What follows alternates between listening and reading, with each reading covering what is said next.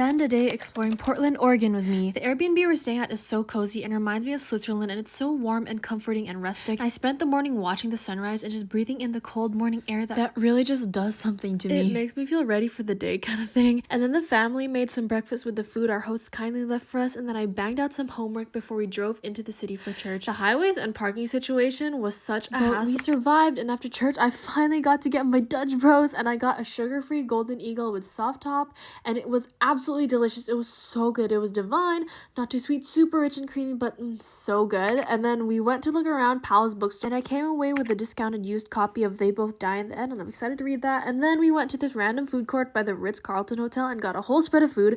I ordered some clam chowder and shared some pad see ew, I think, with my mom. The chowder was so thick and creamy and was generous with the chunks of meat and filling, and I loved the thick rice noodles and the tangy sweet noodles of pad see ew.